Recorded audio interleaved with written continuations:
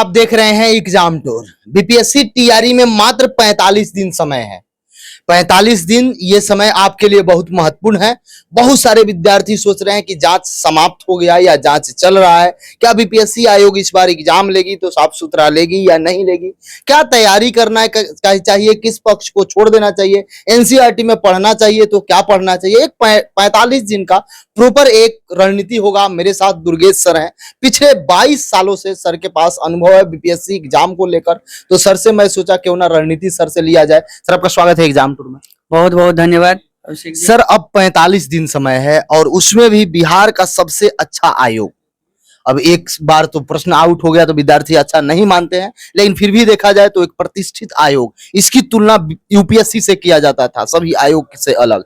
इस बार फिर से एग्जाम लेने की तैयारी में है, लेकिन बच्चे के मन में बहुत सारा प्रश्न चल रहा है कि क्या पिछला बार फिर रिवाइज हो जाएगा, जिस तरीका से पिछले टीआरई 1 हो 2 हो जो विद्यार्थी आरोप लगा रहे हैं, क्या वही कंडीशन रहेगा या कुछ आमूल चूक सुधार होगा। देखिए, सबसे पहले जो रणनीति है उस पर चर्चा करने से पहले दो बात स्पष्ट कर दें कि जो जितने भी अभ्यर्थी लोग हैं वो अपने मन से ये डर निकाल दें कि हम एग्जाम देंगे और फिर से कैंसिल हो जाएगा या फिर से क्वेश्चन लीक हो जाएंगे या कोई गड़बड़ी होगी, तो ये सब डर को हटा दीजिए। आप निश्चिंत हो करके आप इस डर को हटाइए और तैयारी करिए। एग्जाम जो है सो इस बार बहुत अच्छा हो रहा है, क्योंकि बीपीएससी का इस पर एक प्रश्न चिन्ह उठा है और फिर दोबारा ऐसा प्रश्न चिन्ह ना उठे, इसके लिए आयोग काम करेगी। आपको पता होगा कि 2-4 दिन पहले भी बहुत सारे लोगों को जो है अपराध शाखा के द्वारा पकड़ा गया है, उन लोगों को पूछताछ की जा रही है, जांच हो रही है। इसलिए आप ये निश्चिंत होकर के आप तैयारी करें कि अब ऐसा नहीं हो रहा। अगर फिर ऐसा हो रहा है तो हम सभी लोग आपके साथ हैं। उस पर जो है सो प्रतिक्रिया है, लोकतंत्र है, हर को अपने पक्ष रखने का अधिकार है और हम अपने उस अधिकार का बेहतर प्रयोग कर सकते हैं, क्योंकि स्वस्थ और स्वच्छ एग्जाम का अधिकार हम लोगों के पास है। बात समझ गए? अगर नौकरी लेना हमारा अधिकार है तो स्वच्छ और बेहतर व्यवस्था देना भी सरकार का दायित्व है। इसलिए ये हम इसमें हैं और बच्चे को अगर ऐसा कोई दिक्कत होता है तो हम सब लोग साथ हैं। ये चीजें हैं। अब तैयारी से रिगार्डिंग, चूंकि 45 दिन बहुत कम होता है, एक तरीका से देखा जाए तो आपका मई पूरा है, आज जून में तो एग्जाम होगा, 10 से एग्जाम ही स्टार्ट हो रहा है। क्या क्या बताइएगा, क्या क्या बचाव करें, रिवीजन कैसे करें, किस पर ध्यान दें। देखिए, सबसे पहले चीज कि आपको 2 चीज पर ध्यान देना है। सबसे पहला कि आप जो है सो टीआरई का एग्जाम देने जा रहे हैं, तो टीआरई का एग्जाम देने जा रहे हैं तो सबसे पहले आप क्या करें कि टीआरई का जो अभी तक एग्जाम हुआ है, जैसे टीआरई 1, टीआरई 2, टीआरई 3, बहुत सारे लोगों के पास टीआरई 3 का भी प्रश्न होगा, बहुत सारे लोगों के पास टीआरई 1 का प्रश्न होगा, किसी के पास 2 और 3 का भी प्रश्न होगा। तो जैसे 6 मतलब 1 to 5 से लेकर के 11-12 तक सभी लोग क्या करें कि क्वेश्चन बैंक ले लें।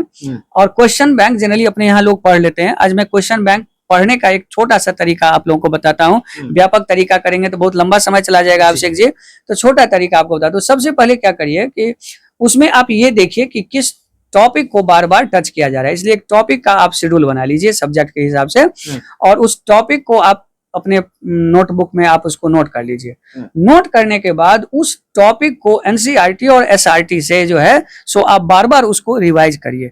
साथ साथ उस टॉपिक को देखने के बाद आप प्रश्न मत दोहराइए, प्रश्न मत याद करिए। आप प्रश्न पूछने के तरीके पर थोड़ा रुक करके विचार करिए कि प्रश्न में विकल्प कैसे पूछा जाता है और उस तरीके से आप एनसीईआरटी और एससीईआरटी को जो है सो दोहराइए, जिससे कि आपको जो है सो अधिक फायदे होंगे।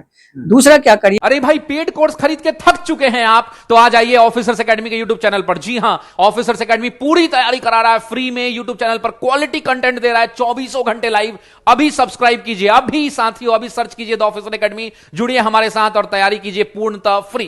कि जो भी टॉपिक आप पढ़े हैं उस टॉपिक को बार बार रिवीजन करिए और उस पर आप अभ्यास करिए।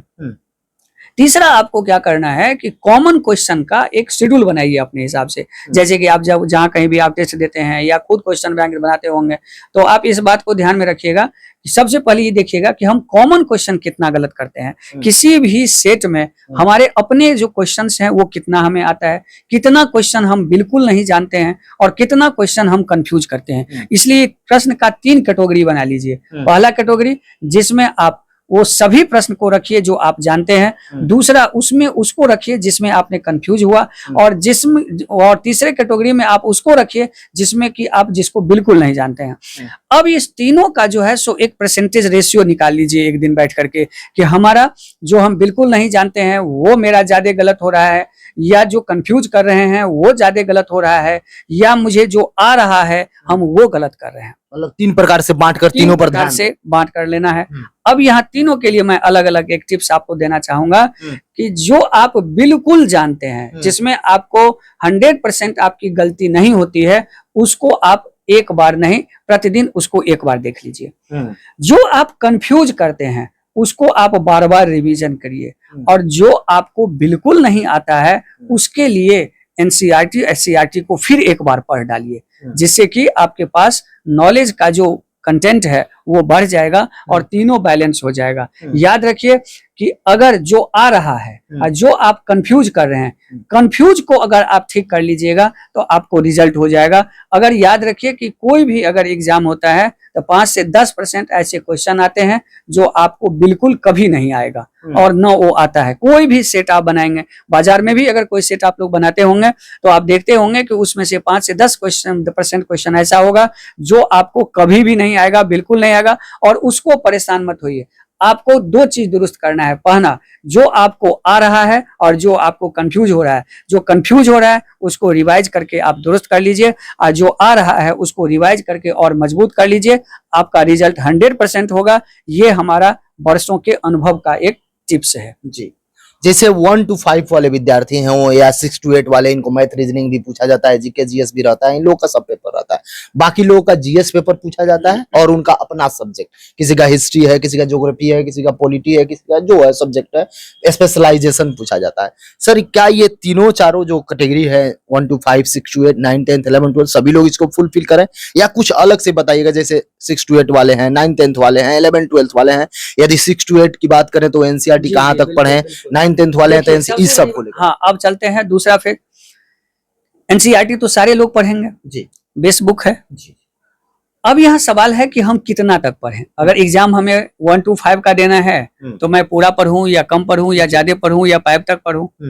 तो आप हमेशा याद रखिए कि आप अपने आगे पीछे को दुरुस्त करके चलिए। जैसे कि अगर 1 to 5 का चलते हैं तो आप जो है 8, 9 तक पढ़ लीजिए।